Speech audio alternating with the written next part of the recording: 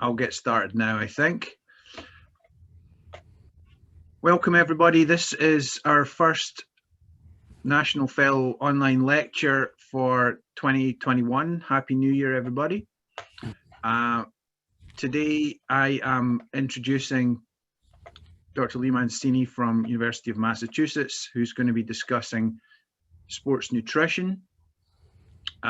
Just as a reminder, this is an adjunct to your own programs, educational programming, trying to prepare you for the CAQ exam.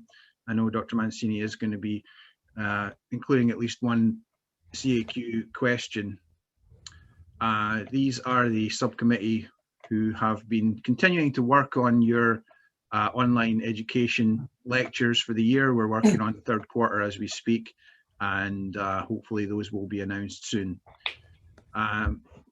So just to introduce Dr. Mancini, he and I work closely together in the Northeast. He is the director of the University of Massachusetts Primary Care Sports Medicine Fellowship and is an associate professor in the Department of Family Medicine and Community Medicine. He's a team physician for a number of area colleges and works closely with Anna Maria College, Assumption University, Fitchburg State, and a number of area high schools too. You can see those listed there. He's a medical consultant for the Red Sox minor league and specifically the Pawtucket Red Sox, who are soon to be called the Worcester Red Sox. And he's also a consultant for the Arizona Coyotes in the NHL. Dr. Mancini is a certified strength and conditioning specialist and also a certified sports nutritionist. And that allows him to work with both teams and individual athletes in designing nutrition programs. He is a really experienced sports medicine doc. I enjoy working with him and sharing ideas, and he is particularly adept at this topic with his background. So without further ado, I'm going to just remind you guys of the rules here. We want everyone to keep their devices muted. Please submit your questions through the chat function. I will be asking questions towards the end if we have time, and we will include a CAQ question. And after the program, please complete the evaluation on AMSSM Collaborate. So I'm going to stop sharing my screen if Dr. Mancini, you want to take over. Great. Can everyone see my screen? Perfect. So first of all, thank you, Hamish, and thank you to the committee, both the Education Committee and the Fellowship Committee, for having me on. It's a great honor and a privilege. So I have no financial or other conflicts of interest to disclose concerning my presentation. Again, like Hamish alluded to, some of my background and my experience, I'm a former Division I athlete. I've been doing a lot of strength and conditioning and nutrition program design for almost 20 years. So I do have some in-field experience and some experience with the evidence behind sports medicine that we're going to talk about. Things I'm not going to be covering today, I'm not going to get into specific supplements. That's a topic that I do give lectures on as well, and I'm happy to come back in the future. I'm not going to talk about eating disorder, disordered eating, Red S syndrome. I think we've already had a great lecture on that already this year. And I'm not going to be talking about specific diets around athletes. The objectives of my talk are to present a combination of evidence, what the literature has, as well as my personal experience in terms of doing this for over 20 years, to give each of you some actionable nutrition advice for your athletes, to discuss key macronutrient needs for athletes, to talk about workout nutrition, obviously to prepare you all for the CAQ exam, and hopefully answer a lot of questions towards the end. So here's the CAQ question that we're going to address today towards the end. I will come back to this later on in the talk as a refresher, but it's what are the following facts regarding protein ingestion in athletes is correct? And like I said, we'll come back to it. Before I talk into some of the nuts and bolts of sports nutrition, I think it's good to touch on where we've come in terms of the food pyramid with athletes in the general population. The bottom right is the 1992 food pyramid, the top left of the 2005 pyramid, and then again, we've gone on to the 2011. The pyramid is turned into the My Plate. I think it's important to realize that food pyramids are a compromise of science, the government, and the food sector. This is from a quote from a professor of public health, Ivan Perry. I always will tell my fellows and the residents I work with, if you want to delve more into the food pyramid and the institution of nutrition, these are 3 good books and 1 movie to think about reading and watching. So before we get started, also a brief comment on athletes and the RDA, the recommended daily allowance. Athletes tend to need more of certain aspects of nutritional macro and micronutrients than normal sedentary people. The old school way used to be, oh, if you eat a balanced diet, you will cover everything you need to, both from a micronutrient and a macronutrient standpoint.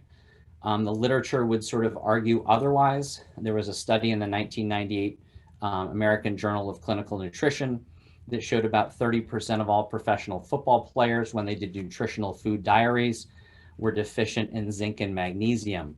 So one of my take-home points for athletes in general is a multivitamin is a good insurance policy. We're not talking about mega doses, but we're talking about a multivitamin to complement your nutritional intake. So for macronutrient needs, we're going to cover calorie, water, carbohydrates, fats, and proteins, and then we're going to expand a little bit deeper. So we're going to start with calories. And how many calories does an athlete need? We're going to talk about energy balance and exercise. So most of the data that's in the literature shows most athletes are underfed. And that's because they don't take into account the caloric expenditure of training. They also don't take into account that athletes in general tend to have much more muscle mass and lean body mass than non-athletes of the same body weight. So they have a greater resting energy expenditure, which is REE. One study that was in the literature showed when athletes did nutrition diet tracking, their estimated caloric need in this group was about 2,900, but when they looked at what the athletes were taking and tracking, it was under by about 30%. So the athletes were only getting about 2/3 of the total caloric intake that they actually needed. When we look at energy balance and caloric need for athletes and muscle, right, the way you would achieve muscle growth and positive protein synthesis is within a positive energy balance in the context of getting resistance exercise. So if you look at the top, you take a meal, you have protein synthesis. Over time, that drops down. When you add in resistance exercise and getting enough protein, that's when you start building muscle and stopping muscle breakdown. So you need to eat enough food, and specifically enough protein, in order to grow and or maintain muscle. What about the flip side? What happens if you run a negative energy balance and you don't get enough calories? So this was a study in the Journal of Medicine and Science and Sports and Exercise that looked at energy deficits in female gymnasts and runners. And again, they found that when they were restricting calories, when they were going long periods of time without getting calories, they ended up having a lot of delayed eating patterns and affecting their body composition. And if you look here, here are some of those consequences of getting a negative energy balance for athletes in terms of training. Increased stress fractures, decreased athletic performance, specifically when your T3 levels are decreased, slower phosphocreatine recovery rates, so you're unable to train as frequently or recover it completely. You put the athlete into this hypometabolic catabolic state with low insulin growth factors, high cortisol releasing hormone, and high cortisol levels, which means it's harder to add lean muscle mass, you're more susceptible to injury, you have a slowed metabolic rate, and you have a breakdown of lean tissue. So a lot of negative consequences, obviously, from not getting enough total calories. So how many calories do your athletes need? Here's a pretty reliable equation. It's the total energy expenditure, which is total caloric intake which takes into account the resting and energy expenditure, how active or how much training the athlete is, which is usually a number between 1 and 2, and then the training activity energy, which is basically their training routine. So an active lifestyle is sort of how active they are when they're not in the gym, when they're not on the sports field, when they're not on the ice surface. And for me to make it simple for my athletes, a good starting point for them is doubling their body weight in pounds in terms of how many calories. And one final word on calories is that getting enough calories is extremely important, but quality is just as important.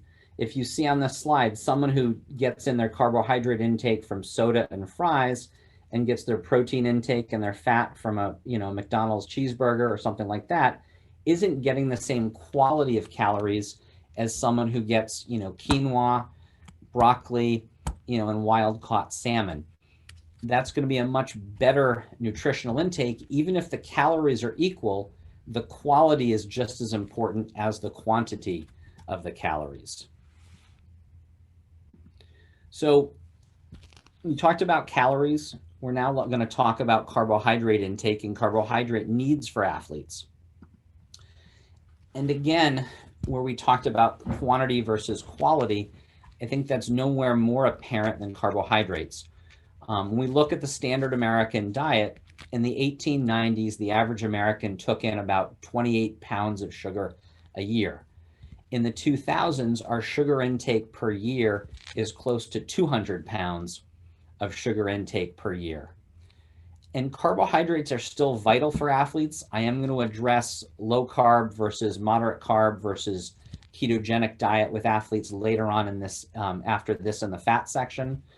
But carbohydrates provide energy for athletes. They contribute dietary fiber. They contribute antioxidants, which are fruits and vegetables obviously are rich in, and B complex vitamins.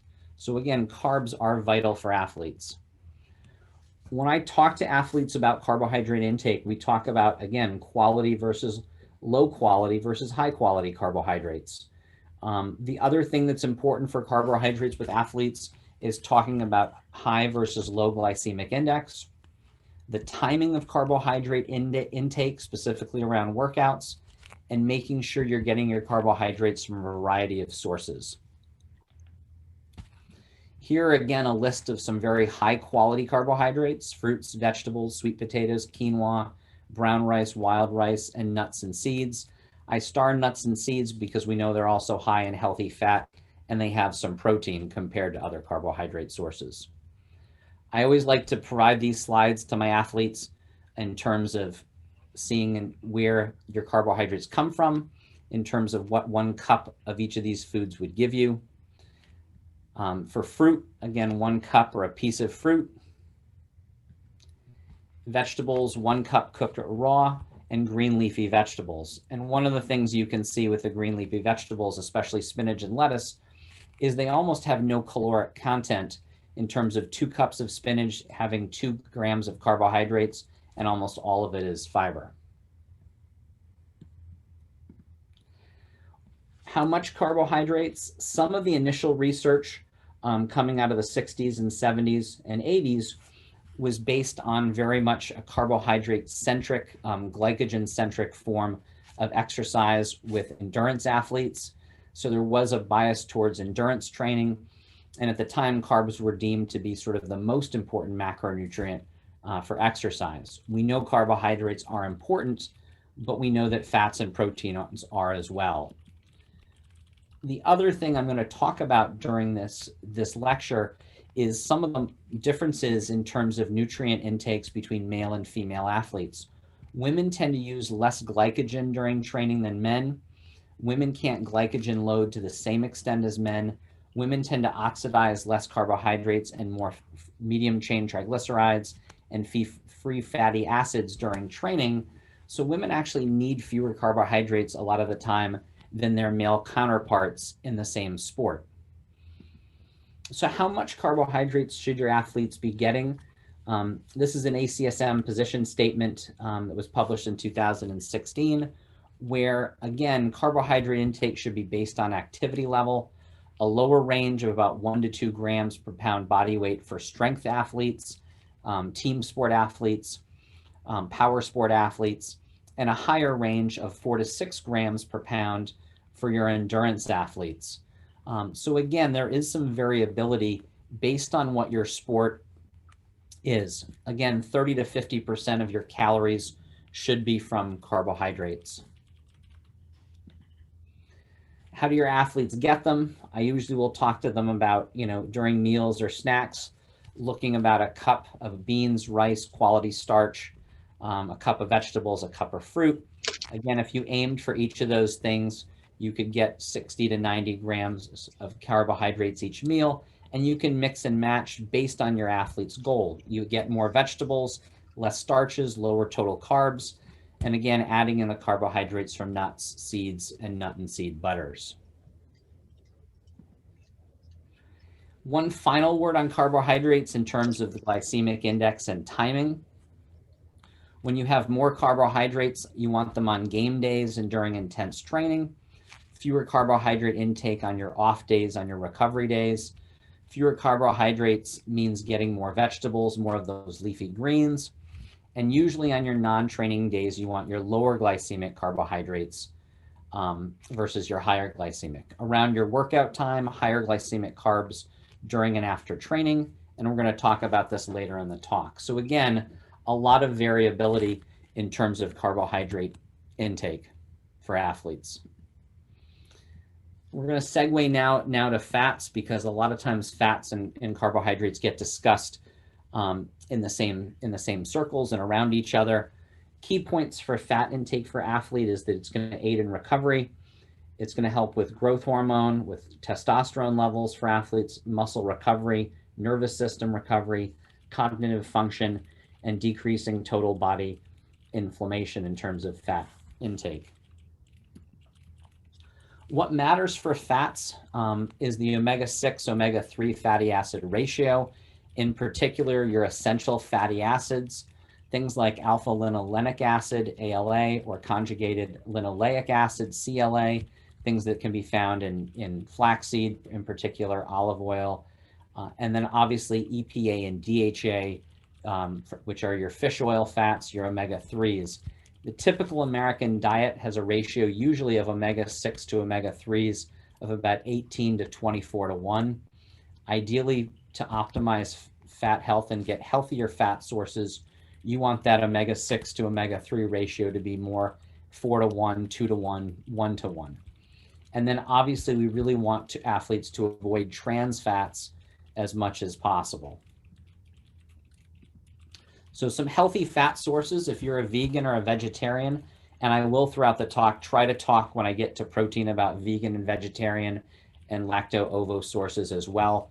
But nuts, nut butters, seeds, seed butters, avocados, extra virgin olive oil, coconut oil.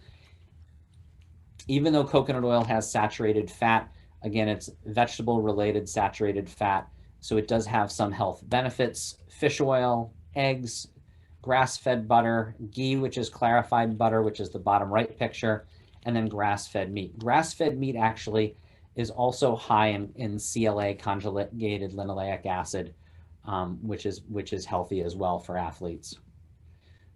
Again, male and female athletes, women tend to oxidize more fat than men during exercise.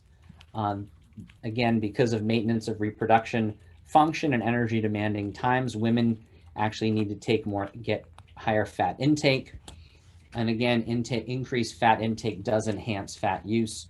One of the key issues when I meet with a lot of my female athletes or female teams is they tend to have no problem taking in enough carbohydrates, but they tend not to get enough healthy fats in their diet.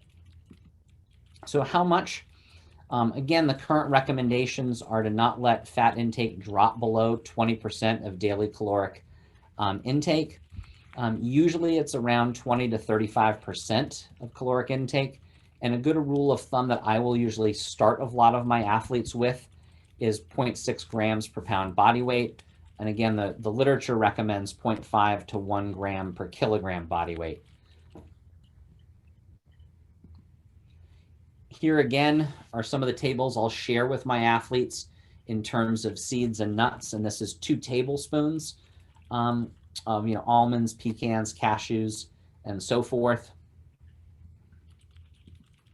as well as oils and other foods. Again, that we talked about already, the grass-fed butter, medium chain triglyceride oil. I love avocados, and this is why everyone in general, from a nutrition standpoint, they have 9 grams of fiber, and 21 grams of healthy fat. So everyone can, eat all the guacamole they want. How to get them, I usually will tell my athletes just add 1 or 2 tablespoons to your meals throughout the day to make sure you're getting in those healthy fats.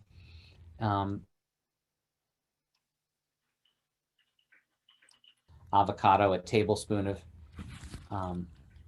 on your salad.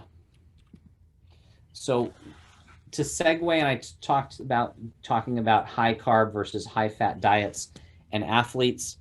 When we talk about these terms, a ketogenic or a very low carbohydrate diet is one where less than 10% of total carbohydrates make up your caloric intake, usually less than 50 grams a day. A low carbohydrate diet by definition is 10 to 25%. A reduced carbohydrate diet is 25 to 40%. And again, one of the things from a study by Tim Noakes, Jeff Volek, and Finney in the British Journal of Sports Medicine in 2014, that they looked at with endurance athletes can show that a fat-adapted endurance athlete who is on that ketogenic diet can actually oxidize fat at 1.5 grams per minute, which provides them with 810 calories per hour, versus carbohydrate-adapted athletes where they have to ingest carbohydrates to maintain that. So it's one of the things to look at in terms of your endurance athletes may benefit from actually a lower carbohydrate diet if they're ultra endurance athletes. This was another study done by Jeff Volek from 2010, where he had 2 groups that were looking at weight loss. One group had 40% carbohydrate intake, the other one 60%. And the high carbohydrate intake lost 15 pounds, but they also lost 4 pounds of lean body mass. So they only had a ratio of fat loss to lean body mass of about 3 to 1, 3.5 to 1. The low carbohydrate group, though, only lost 1 pound of lean body mass, but lost 19 pounds of fat. So they had a muscle to fat loss ratio of 1 to 19. Also, there's a systematic review that's been done where they looked at 140 studies and more and found about a 2 to 3 times greater weight loss of low carbohydrate versus low fat diets. So what does that mean for athletes in terms of higher carb and higher fat diets? It still means that most athletes should get between 30 to 55% of carbohydrates, but focusing on those quality carbohydrates. It also does mean that we need to look at some ongoing research on ultra endurance athletes that may benefit from becoming fat adapted. So I don't think that can be dismissed. Also, it means that athletes who are trying to decrease body weight, and usually that means decreasing body fat while maintaining lean muscle mass, should actually choose a lower carbohydrate goal. Again, with Jeff Volek's study, he wasn't talking about a ketogenic diet. All he did was have carbohydrate intake go from 60% to 40%, and you ended up preserving lean muscle mass and losing more body fat. So I think those are important takeaway points from high fat versus high carbohydrate diets. So now we're going to talk about protein, and this is going to be, again, a refresher to remember that CAQ question: which of the following facts regarding protein ingestion in athletes is correct? So for protein, how much protein for athletes? Well, the RDA for protein is basically enough protein to maintain equilibrium in terms of nitrogen balance, meaning nitrogen in versus nitrogen out is a zero-sum game. And the RDA is 0.8 grams per kilogram, which comes out to be about 0.36 grams per pound body weight. One of the studies done by Lemon in 1998 actually looked at giving athletes 1 gram per kilogram, so about 25% 8% more than the RDA of protein in athletes. And he found at the end of the study that his athletes were all running a negative nitrogen balance, and they were having muscle breakdown and catabolism. 1 hour of just aerobic exercise at about a 55 to 60% VO2 max actually leads to a 25% increase in protein oxidation and protein breakdown. So we know that the RDA for athletes is too low. We know that even 1 gram per kilogram is too low. So why do athletes need more protein? Well, there were studies that were done with male endurance runners, and they found that, again, with protein supplementation and getting higher amounts of protein, you ended up having a reduction in C-terminal telepeptides of type 1 collagen, and that's an indicator of bone resorption, and an increase in N-terminal telepeptides, which is an indicator of bone formation. So again, in this article by Townsend, it showed that by athletes getting a higher amount of protein, you actually improved their bone health in endurance runners. So again, cutting down on the risk of stress fractures. Again, an American Journal of Clinical Nutrition article showed in a meta-analysis increased cross-sectional area in type 1 and type 2 muscle fibers. But to get that increase, you needed to take in greater than 1.2 grams per kilogram body weight of protein. So now that's 50% higher than the RDA. And studies have shown even up to 1.5 grams per kilogram to 2 grams per kilogram.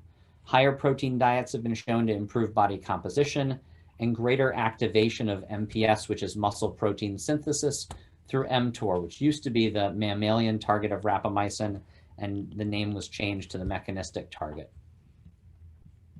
So again, athletes need more protein. So the current recommendations through American College of Sports Medicine and other studies put endurance athletes at about 1.2 to 1.7 grams per kilogram, which is 0.5 to 0.7 grams per pound body weight. Strength athletes and power athletes need a higher level, 1.6 to 2.2 grams per kilogram.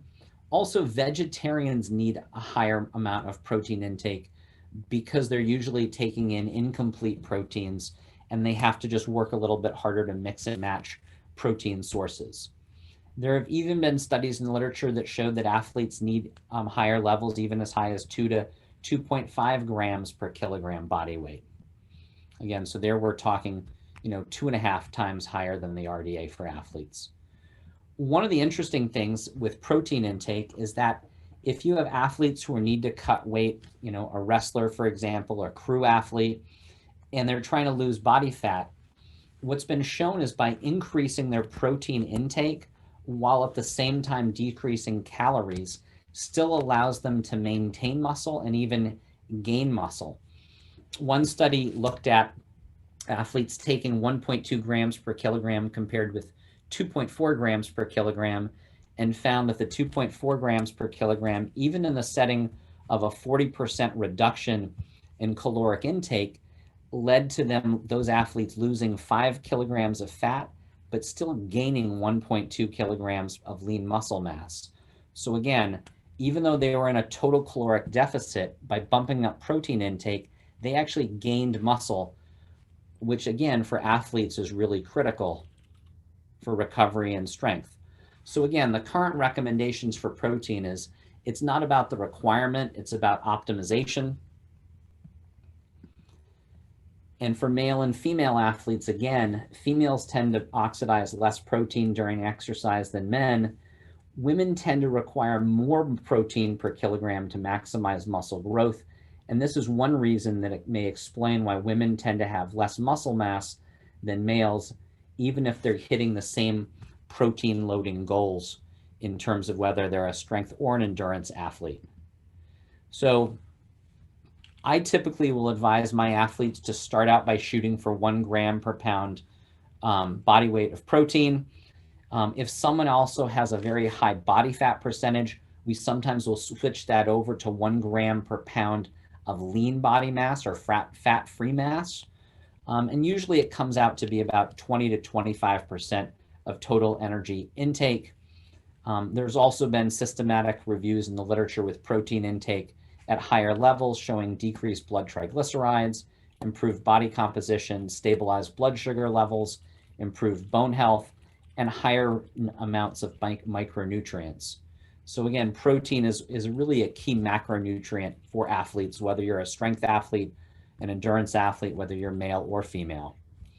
One of the questions that I usually will get a lot of times is, well, with high protein intake, isn't that bad for kidneys? And there's been a ton of literature reviews they're looking at that have shown that higher protein diets, even as high as 2 grams per pound body weight for athletes, which is, again, is not what I'm advocating. My athletes, again, we start with half of that, 1 gram per pound body weight, has been shown no stress on the kidneys, and that athletes tolerate that and has no effect on renal function. So here are some animal sources, again, for athletes in terms of getting that protein. Here's some dairy sources. I like to highlight the difference between Greek yogurt and regular yogurt in terms of both carbohydrate intake, but also protein intake. I think that's important for athletes to understand as far as dairy. Again, if your athlete doesn't do dairy and is vegan or vegetarian, here are some great vegan sources: soy, beans, nuts, and seeds. One other piece with protein is the timing.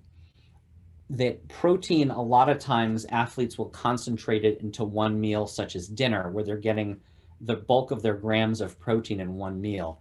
And the body doesn't handle protein that way. There have been studies that have shown that if you take in more than 40 grams of protein in a meal, that your MPS, your muscle protein synthesis, doesn't bump up any further. So it's not one of those things where more is necessarily better. What your body tends to handle is a 20 to 40 grams of protein at a time and spread throughout the day. When you take a protein load greater than 20 grams, you get this bump up in muscle protein synthesis for about 90 minutes. This is why for athletes looking to gain muscle or help with recovery, you need to have protein at every meal to help with recovery and help with muscle protein synthesis. So I always will ask my athletes when I'm going through their nutritional diaries, when I'm making their programs, is their first question should be, what is your protein source for that meal? And then final word on protein, again, for portion sizes, a fist size portion, a scoop of protein powder. I usually will tell my athletes, take your body weight, divide it by 4 or 6, depending on how many meals and snacks and post-workout you're going to do throughout a day, and try to shoot for that amount of protein at each of those meals. I want to shift gears now into water, which tends to be one of the things that we forget when we're talking to athletes about calories and fat and carbs and proteins. 75% of your athletes' lean body mass is composed of water. Depending on someone's body fat percentage, it could be between 50 and 75% of total body weight is made of water. And again, your goals for your athletes should be, to start their practices and their training sessions in a euhydrated state, to prevent excessive hypohydration during exercise, and then to replace losses of water following exercise. And then obviously, one of the things that's been discussed if you're overhydrating is to make sure you're avoiding exercise-associated hyponatremia. So some factors that can affect dehydration, otherwise known as hypohydration, which is you're not in that euhydrated state, is the availability of fluids, the environment, the temperature, the wet bulb globe temperature, and the intensity of training, especially in football in August, again in the South, double sessions, things like that. And then we look at hypohydration. Again, is it 1 to 5%, that they're dehydrated? Is it 5 to 10%? Is it greater than 10%? So, some proven effects in the literature when they've done studies on hypohydration is all it takes is a 1% amount to be dehydrated to have your thermal regulation compromised. When you're, hypohydrated by 2%, there's a decrease in cardiac output. There are studies showing a decrease in cognitive awareness, decrease in time to exhaustion. When you get into the 2 to 4% range, there's a decrease in reaction time, agility, decrease in sport-specific skills. There's even been studies looking at basketball players' shooting accuracy as they get more and more dehydrated. in this area. A study by Barr in 1999 had cyclists ride for 2 hours. Then one group replenished their fluid loss and the other group didn't. Then they had both groups go 90% VO2 max till exhaustion, and the group that wasn't able to rehydrate had a 50% decline in performance. In the Journal of Strength and Conditioning Research in 2001, they looked at 1 rep max bench press and found that when athletes were dehydrated by 1 to 2%, they had about a 5 to 10% drop in 1 rep max bench press performance. And then more recently in 2015, there was a review article that I think summed up very nicely that when you get even that 1 to 2%, and usually 2% is the big cutoff, dehydration, any exercise that lasts more than 30 seconds tends to get impaired. Any exercise less than 15 seconds, you don't see quite the level of impairment. And again, that's the review article by Carlton in the Journal of Sport and Health Science. So current recommendations for ACSM, and we sort of divide these into pre-workout, during workout, and post-workout recommendations. Again, a lot of it's based on the activity level. If you look at during the workout, 0.4 to 0.8 liters per hour, which comes out to be 14 to about 28 ounces. Again, the higher number is for more endurance athletes. The lower level is more team sport, strength and power sport athletes, maybe baseball, softball, things like that, versus longer distance runners. And then post-workout, 1 to 1.5 liters per every kilogram loss, or roughly 16 to 24 ounces. And the way I sum up this slide recommendations for my athletes is essentially this. Take in 24 ounces of water, in a couple of hours pre-workout. That's 2 to 4 hours before you train. Make sure you're getting 24 ounces. During workouts, either 6 ounces every 15 minutes, 12 ounces every 30 minutes. And then post-workout, 14, again, to 24 ounces per pound body weight loss. A lot of times when we take care of, especially AHL hockey teams, they would weigh people pre and post workout in the preseason just to make sure we could be able to track their body losses. And lastly, don't forget sodium. Throw in, some pretzels, some potato chips, some salty snacks to make sure you're hitting that 300 to 600 milligrams per hour that athletes lose for sweat. So post-workout nutrition, which again, this talk could have been, a 5-day talk. It could have been a 5-hour talk to try to streamline and distill it down for all of you for the CAQ. But I think the post-workout nutrition piece is a really important one to understand what the recommendations are and the science behind it. So my first question always is, what is the best protein source immediately after and during a training session? Is it egg protein? Is it soy? Is it whey, casein? Is it an animal protein source, red meat, fish, chicken, pork? Or are they all the same? Does your athlete just need to have something? And believe it or not, there was a study that looked at this and found that immediately during and right after a workout, that whey protein tends to be the most effective. In this study, they gave people 30 grams of different types of proteins and then monitored their blood levels very frequently every hour to look at their amino acid levels. And they found that after 30 grams of whey protein, their amino acids and protein synthesis bumped up 300%. 2 hours later, that had gone from 300% to 92. So whey protein spiked quickly and then decreased pretty quickly. So it's ideal for increased muscle recovery because it's easily digestible. Whey protein is also very high in essential amino acids. It's also high in leucine. We'll talk a little bit later about branched chain amino acids, of which leucine is one of them. But whey protein tends to produce maximal protein synthesis. So it's a fast protein because it's easily broken down in the gut and easily digested. So when they've done studies looking at whey protein, other studies and other qualities, they find that whey and milk proteins are more effective than soy protein for, again, amino acid concentrations and muscle protein synthesis. Studies have shown that with whey versus soy, greater lean mass gains, greater strength, and that's why whey is considered the gold standard. I do want to bring especially people who have athletes that are vegan or vegetarian to a study that just came out last year And again, it was a very small sample size, 8 males, 7 females for 8 weeks, but they found they supplemented them with pea protein, some with whey protein, and found actually that pea protein ended up to be almost as effective, just as effective as whey protein in terms of muscle recovery. So I think that's something that bears investigating going forward, especially if you have an athlete who's vegan or vegetarian. What about protein supplementation post-workout, just straight carbohydrates, right? Well, we've done studies on that for a long time. A review article came out last year. There was a study back in 2004, the Journal of American College of Nutrition, looking at whey protein versus carbohydrate for athletes in 10 weeks. And what they found was the whey protein group, and again, this was borne out in the review article, more overall strength gains, more body fat loss, less muscle wasting, lower pre-workout cortisol levels, and actually higher bone density. So again, that protein intake helping with bone health as well. So definitely a carbohydrate post-workout definitely is better than just a straight carbohydrate.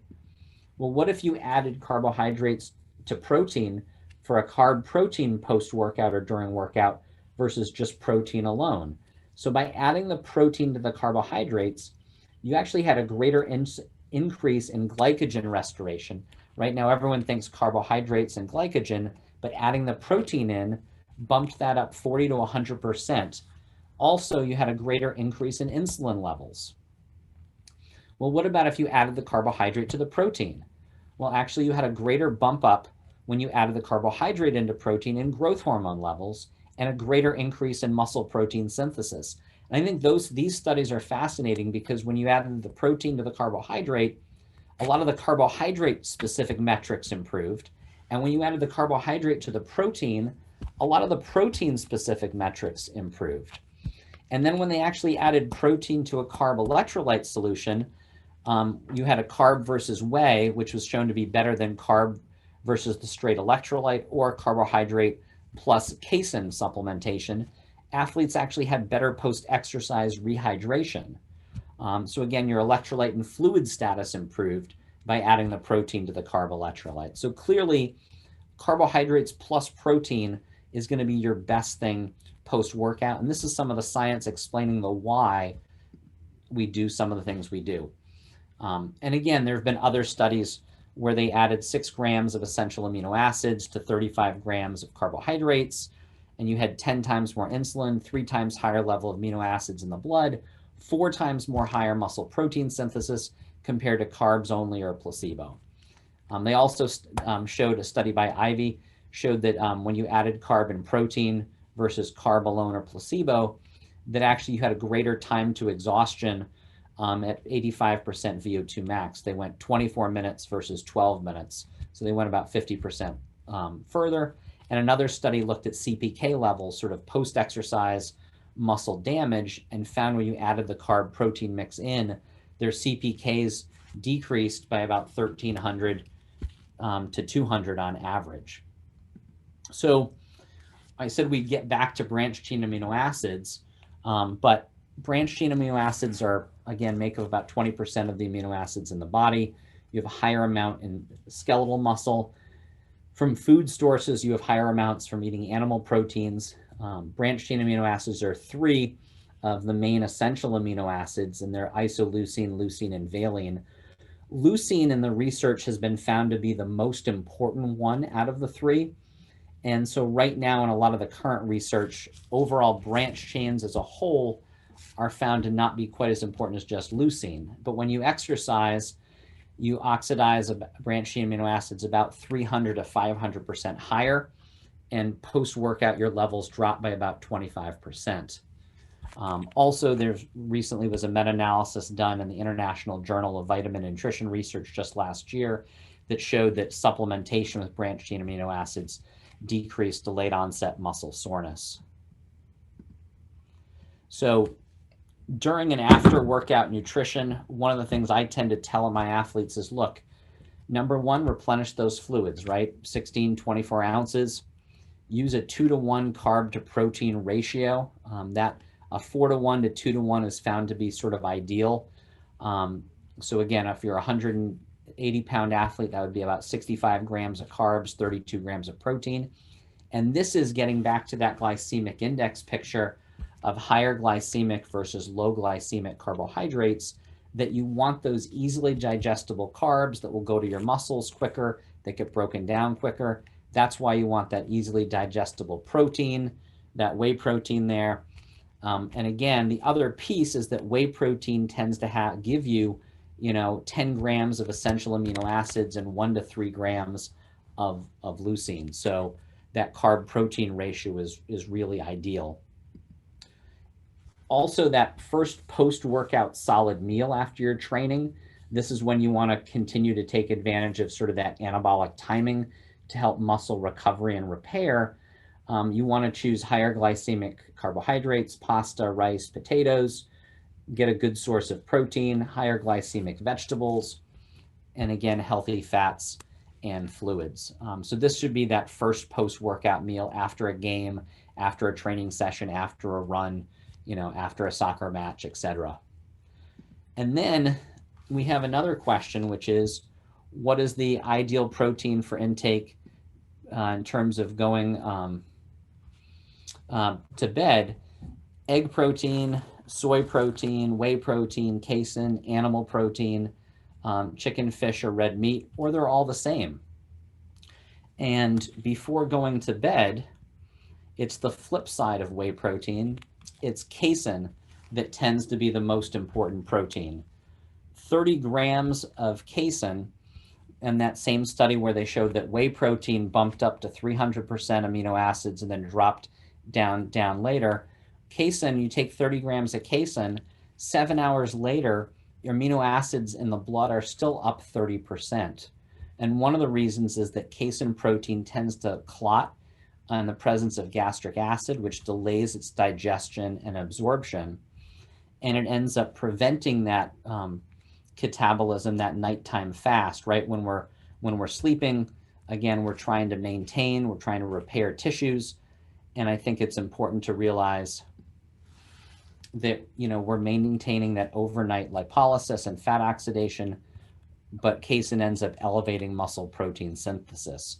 And again, there was just a systematic review in the literature back in 2020 that really supported casein as that good bedtime protein recovery for athletes. And this is why I always tell my athletes that cottage cheese tends to be the best protein source before bed, because it's so high in casein.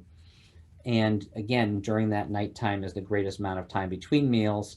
You have that high rate of tissue repair and turnover. And again, casein is going to help prevent lean muscle breakdown and tissue repair during the nighttime fast.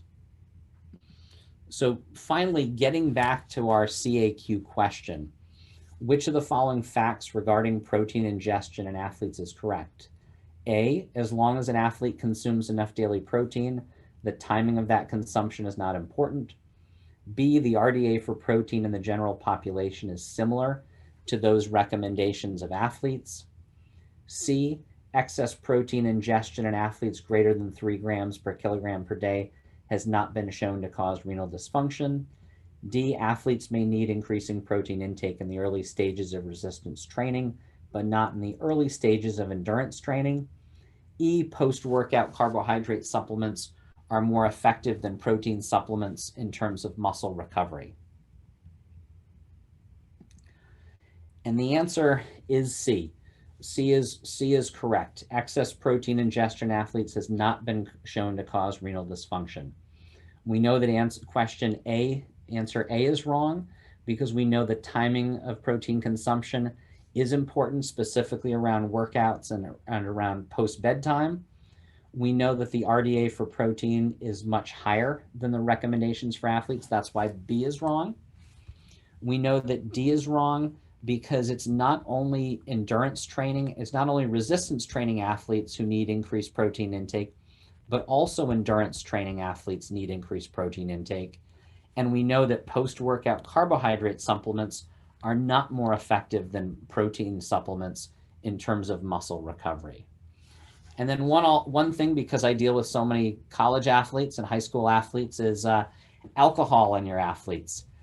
So believe it or not, alcohol consumption reduces the rates of muscle protein synthesis following exercise.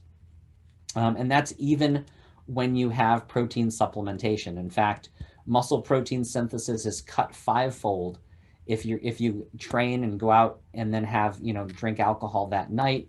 It's going to impair muscle recovery and muscle growth. So that's something else to think about as one final thought. So in terms of putting it all together, you want to aim for about 1 gram of protein per pound body weight or per pound lean body weight, again, spread evenly throughout the day to make sure, again, you're not lumping all your protein in one meal. You want to aim for about 30 to 50% calories from carbohydrates. Again, having that wide range based on whether you're a strength athlete, a power athlete, a team sport athlete, an endurance athlete. You want to aim for about 25 to 30% calories from fats, and you want to focus those on healthy fats. Again, you want to know when to take in those higher glycemic carbohydrates around workouts and yet first post-workout meal versus lower glycemic carbohydrates. We talked about nutrition during, after, and first meal after workouts. We want to make sure we don't drink enough water. So that really sums up, I think, the overview in terms of sports nutrition. I do have some references that I just want to put up briefly, and then I think I'll turn it over to Hamish and the audience to see if anyone has any questions in these last couple of minutes. Thanks, Lee. We do have a couple of questions that have popped in the chat. Yep. Mika wanted to ask, first of all, what the difference between adding carbs to protein was versus adding protein to carbs. I think that was in your recovery section. Correct.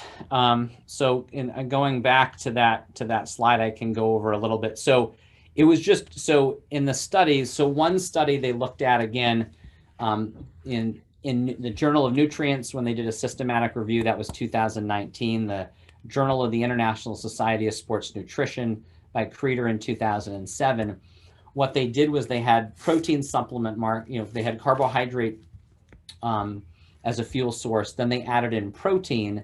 And when they compared specifically the glycogen and insulin levels, they had the baseline insulin levels for the carb-only group and the protein-only group. And when they added the protein to the carbohydrate group, they showed that that group had higher glycogen and insulin levels than the carb-only group. And so I thought, Micah, what's interesting about that was the fact that, again, when you had the carb-only group, and you add the protein, it was insulin and glycogen that you're seeing bump up.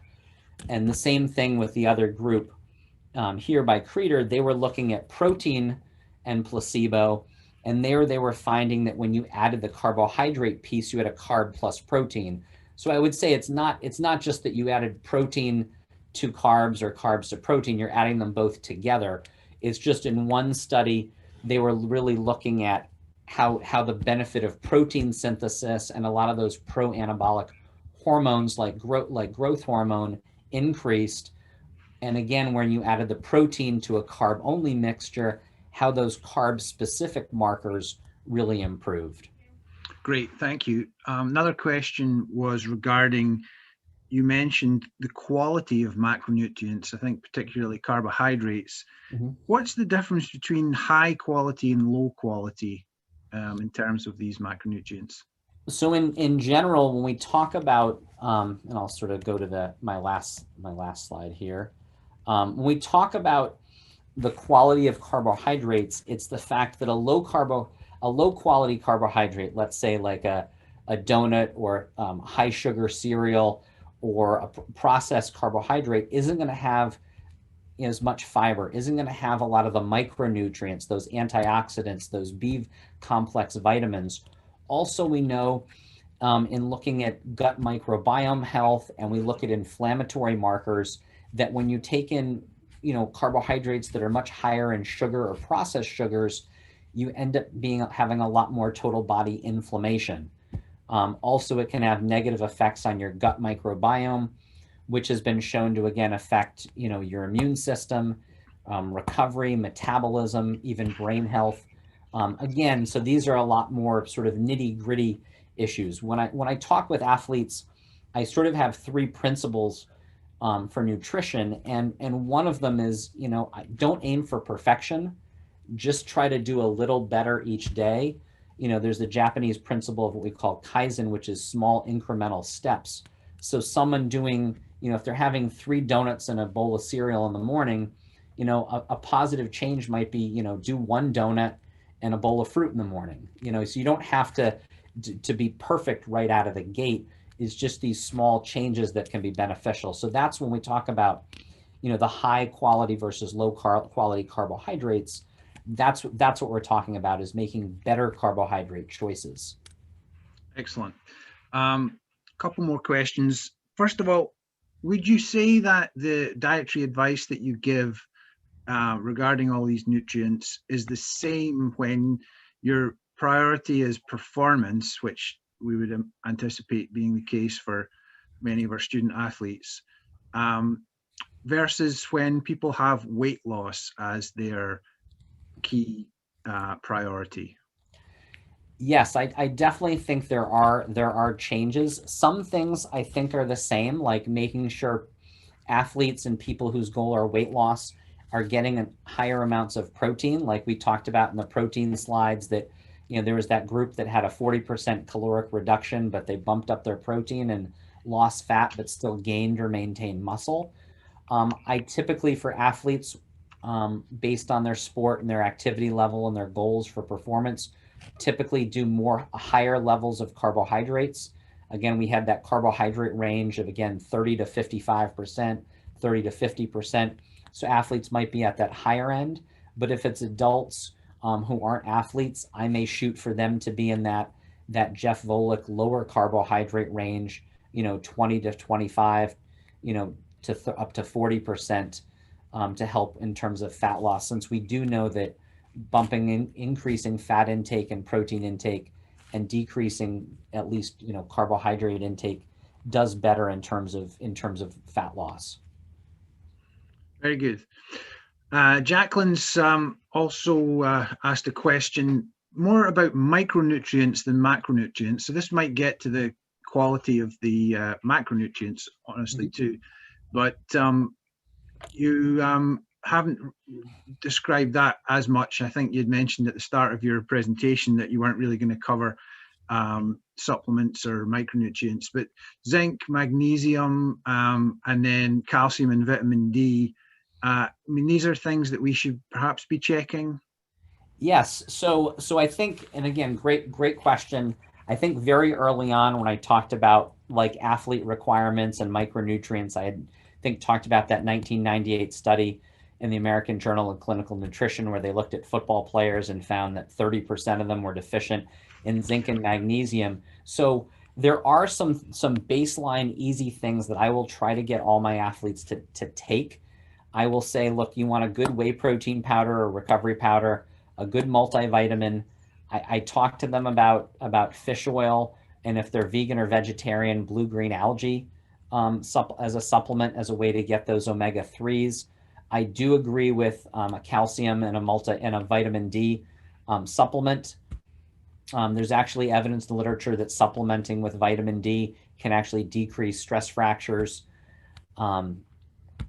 So I definitely think those things are important to look at and to make sure athletes are getting enough of, or at least they're taking those basic 4 things: multivitamin, whey protein, fish oil, or blue-green algae oil if you're vegan or vegetarian, and then calcium with vitamin D.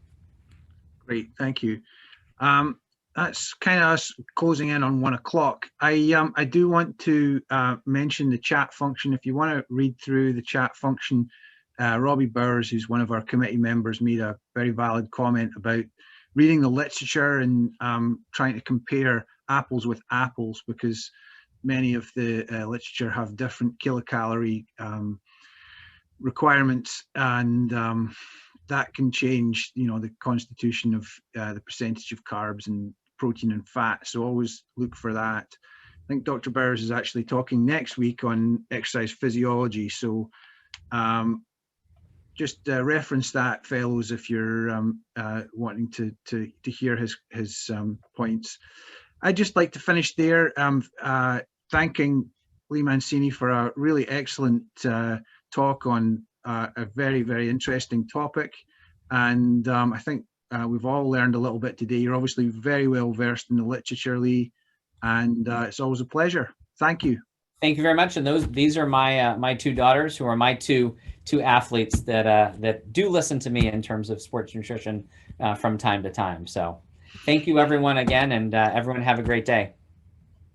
Very good. Thanks, everybody.